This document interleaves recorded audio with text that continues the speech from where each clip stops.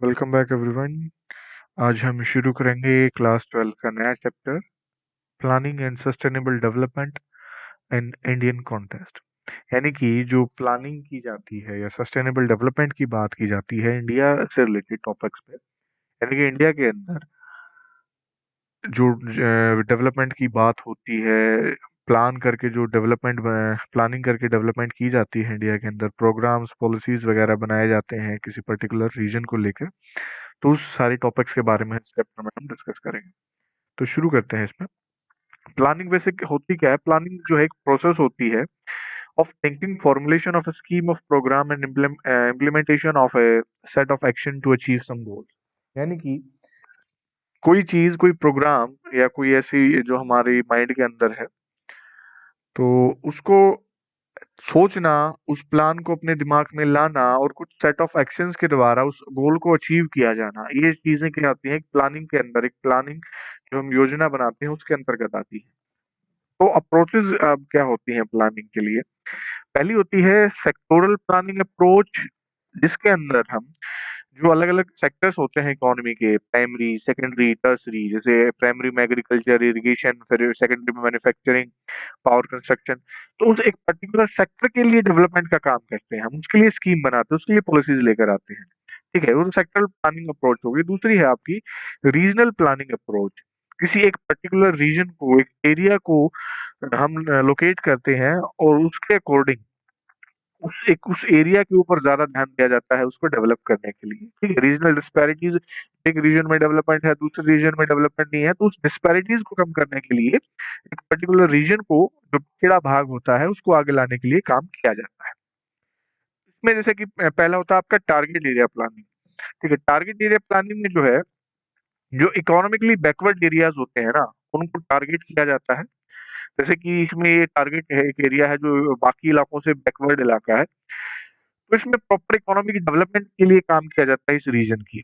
ठीक है, तो इसमें जो रिसोर्स बेस है उसकी जरूरत होती है, टेक्नोलॉजी की भी जरूरत होती है, इन्वेस्टमेंट भी चाहिए होती है, पैसा भी लगाना पड़ता है, क्योंकि कई जगह पर जो है, मान लिया कि आपके कुछ ऐसे इलाके होते हैं जिनके पास रिसोर्स तो है, बट ना तो टेक्नोलॉजी है ना पैसा है उन रिसोर्सेज को यूज करने के लिए। ठीक है, तो 1.5 डिकेड के बाद, प्लानिंग एक्सरसाइज के बाद, ये समझ में आया कि जो इकोनॉमिक डेवलपमेंट है उसमें अभी भी रीजनल इम्बैलेंसेस की समस्या है। मतलब एक रीजन ज्यादा डेवलप्ड है, एक कम डेवलप्ड है, वो समस्या अभी तक हमारे सामने है।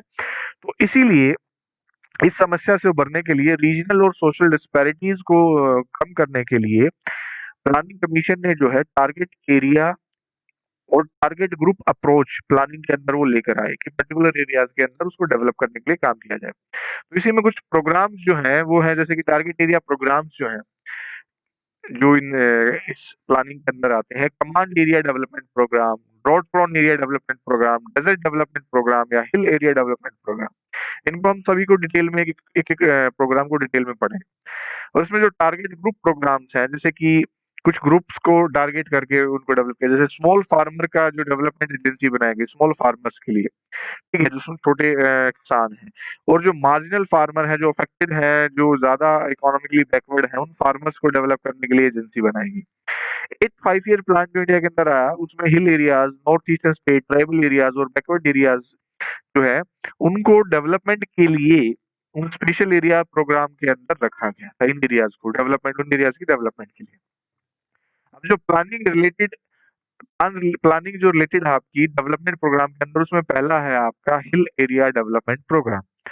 तो इसके अंदर जो है आपकी 15 डिस्ट्रिक्ट्स आती हैं, जिसके हिली डिस्ट्रिक्ट्स जो उत्तर प्रदेश की, प्रेजेंट जो अब उत्तराखंड है, उत्तर प्रदेश का जो भाग कुछ अलग करके उत्तराखंड बना दिया गया है, मित्र hill, north Cachar hills of Assam, Darjeeling district जो आपका वेस्ट बंगाल का है, नीलगिरी डिस्ट्रिक्ट तमिलनाडु।